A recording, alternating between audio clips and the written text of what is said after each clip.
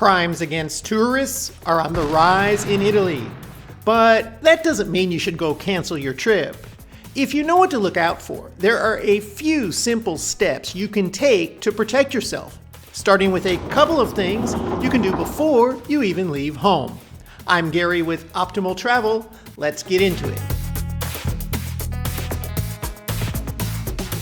Anyone who's traveled to Italy as much as I have is used to all the tourists. In fact, in all of Europe, Italy is the number 2 top destination for international travelers, only trailing Spain. This means they are one of those European countries with so many tourists, it presents an opportunity for those with not so good intentions.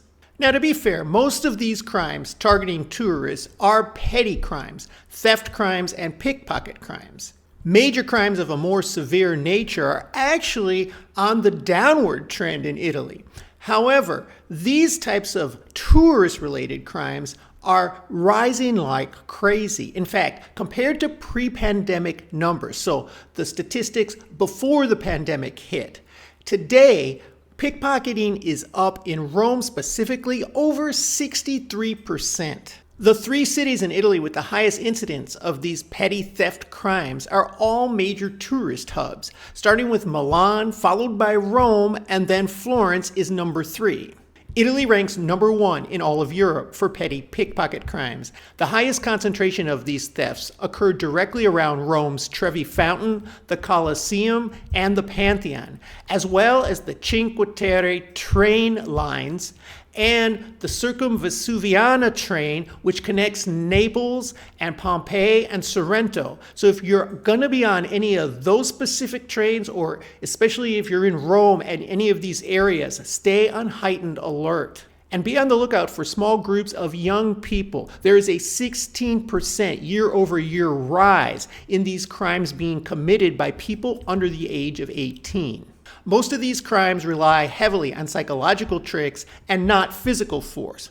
One of the more common ones you'll see these days is a fake spill. What they'll do is spill something on your suitcase, your bag, or your clothing and be extremely apologetic, trying to clean it up, taking out some wipes or some towels to help you. And while you're distracted with that, they have a partner or a team member they're working with that is reaching their hand into your pocket and taking anything out that you might have in there, or reaching into a bag when you're not looking, if it's an open bag, and grabbing what they can. Or if you have put something down while you're attending to clean up this spill, somebody else will grab that and run. And another trick that pickpocketers are increasingly using is to block your vision with a map or a clipboard. They'll come up to you pretending that they need help with something or directions, or asking you a question and putting something in your face to look at. And while you're concentrated on what they put in front of you, they're reaching around with their hand into your pocket and you're not even noticing that they're taking out your wallet or your passport or your phone. There has been an increasing number of car break-ins. Thieves can tell if your car is a rental, and they'll target tourists because they think they have more valuable things in their cars. So don't leave anything valuable ever, even if you're parking in a parking spot with a private parking or by the beach or anywhere else in big cities.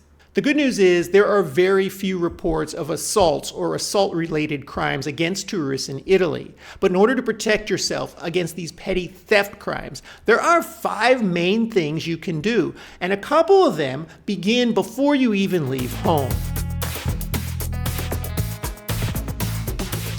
Every time I go to Italy, or really travel anywhere, I always have my phone in and out of my pocket constantly because I'm using it to take photos, take videos of things as I'm touring around. And this is quite common. You see everybody doing the same thing. And they are increasingly being targeted by pickpocketers, especially in crowded areas and in tourist areas, because they watch you take that phone out, take a picture or a video, maybe a selfie, stick it right back in your pocket, and you're going on to see something else, and it's crowded, there's a lot of people around. It doesn't take much to just slide and bump against you slightly and grab that phone right out of your pocket. Another thing that some of these thieves are doing is even offering to take your picture for you. And and they will take that camera and you'll pose, maybe you and your partner or your family, and they'll pretend to take that picture, and then they'll just turn and bolt with your phone. So there are two solutions that I use to protect myself and my phone. One is, when I'm in a tourist area, I never hand my phone to a stranger. And the other thing is, I put a tether on my phone case. You can buy a security tether that clips onto your belt loop or somewhere else on your person, and that connects to your phone. And this way, if somebody tries to pickpocket or snatch your phone, it's not going to go very far. They're going to drop it and run. And they probably won't even try it because they'll be watching you before they attempt the pickpocket, and it'll be pretty clear that you have a security device attached. I put the phone tether that I use in my Amazon store, and there's a link in the description if you want to take a look at it.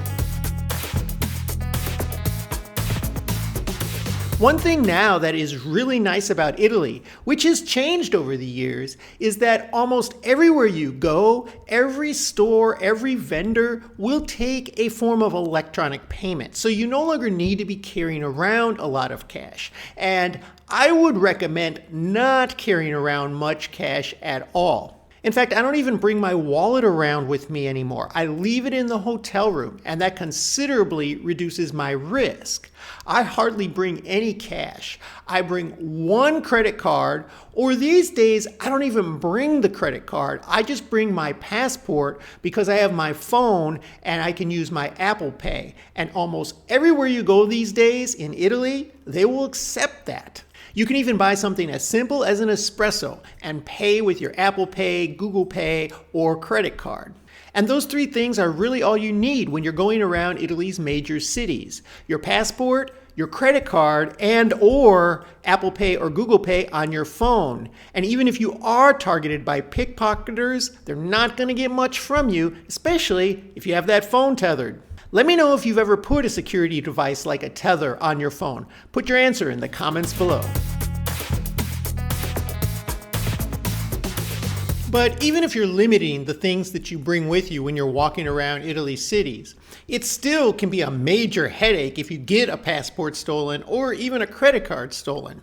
And you do need your passport with you because it is required in Italy. In fact, police will randomly stop tourists, especially in places like train stations, and ask them to see their passport to make sure they're not overstaying their 90-day tourist allowance. But what I always do with these items is I hide them. I put them in a hidden pocket in a backpack that I usually wear. I'm going to link that backpack also in my Amazon store if you want to check it out. But what's really great about it is it has an interior pocket on the back of it. So the part that faces my back, which means it's impossible for somebody to get in there and grab that money out. They'd have to get into the bag, they'd have to zipper down at the bottom, the interior pocket. There's no way that can happen without me knowing something's going on, and it's just too difficult. No petty thief is going to try that.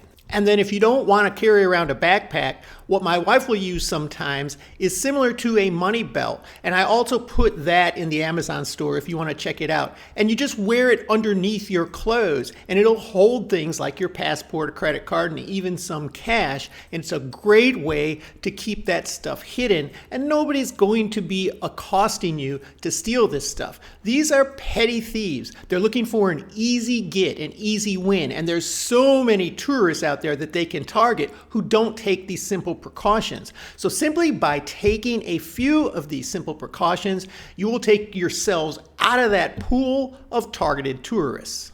When we used to travel to Italy, my husband would carry all passports himself. But then we thought that if he gets all of them stolen, nobody will have a backup passport. So now we all carry our own, and then we don't have to figure out all of them if anything happens. If you are carrying around a purse or anything like that, you should take all the valuables out of it and leave that at the hotel, except for these basic items. And if you're going to keep stuff in a bag like a purse, make sure it is completely closable and zippable. You don't want to give easy access. But what about when you're just ready to sit down and take a break, maybe at a cafe or maybe in the lobby of your hotel? You can't let your guard down there either. I'll tell you why next. But first, if you would take a minute and subscribe to our channel, hit that like button. It helps us grow and you won't miss our next video. If you ever see me walking around Italy, I'll always have a backpack on because I use it to carry some things I'm going to need during the day, like some camera equipment. I put my tumbler with water in there. Sometimes I'll put a snack or two in there as well. The important thing to remember is that these really become a target when you sit down somewhere and let your guard down. Thieves heavily target outdoor cafes, restaurants, and even hotel lobbies where people are just taking a load off, resting for a bit, and they put their bag right next to them or on the floor next to them. And it's an easy grab. By the time you realize what's going on, they'll be disappeared into the crowds and there's almost nothing you can do about it. But these thieves want an easy take. They don't want any problems. So if they see that your bag is either partly attached to you or attached to a piece of furniture, they're not even going to try it. And if they do, not realizing that, they'll immediately let go and run. So wherever you're sitting down at a cafe, maybe you're having a snack or maybe you're having lunch, if you're going to take your bag off of your body, you either need to strap it through your legs so that you have part of it still attached to you, or through a chair or piece of furniture so that it cannot be pulled off. Now I know this takes a little extra work. The backpack that I use has a clip on it, so you can just clip off the strap and clip it through something and put it back on. Remember, you're in a foreign country and you're going to be in a lot of places you're not familiar with, surrounded by tourists who act as a distraction. So it really pays to be hypervigilant. But what if a friendly local offers to help you out with something? There are all kinds of very friendly people throughout Italy, especially if you get outside of the major tourist hubs like Rome, Florence, Venice. But one thing you have to look out for is if you are in a high-risk area and you're encountered by a friendly local trying to help you out with a certain type of financial transaction. This happens big at train stations. I actually have a friend who was pickpocketed at a train station in Florence. It was so devastating to him that he posted the entire account on social media. And what happened was he was trying to get a ticket for the train and it was taking him a little time because he was trying to figure out how to get the language to English so that he could buy the proper ticket. And a friendly local approached him offering help and helped him do it. But while they were helping him get the train ticket and figure this out, they were watching his PIN code that he was typing in because he was using a debit card. And then after he got on the train, they followed him with 2 or 3 other people and brushed up against him, took his wallet and went straight to the bank and took out whatever money they could. I just have a general rule that I'm not letting anybody help me with any financial transaction. If I'm struggling and I can't figure it out, I'll just walk away and try it again later. If somebody approaches me and asks to help, I'll say no thanks and walk away.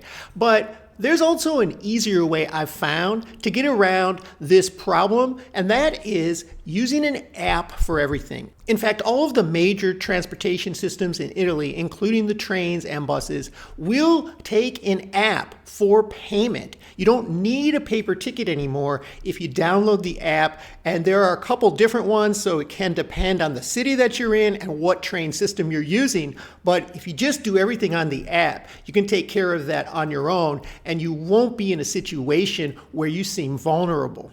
Another thing we always have is travel insurance, because if you do become a victim, they will reimburse you back whatever you lost. If you don't have travel insurance, you can use the one we prefer, and we have a link on our description. So now that you'll be safe on your next trip to Italy, a lot of tourists make some key packing mistakes that they end up regretting later. I'll tell you how to avoid that right here.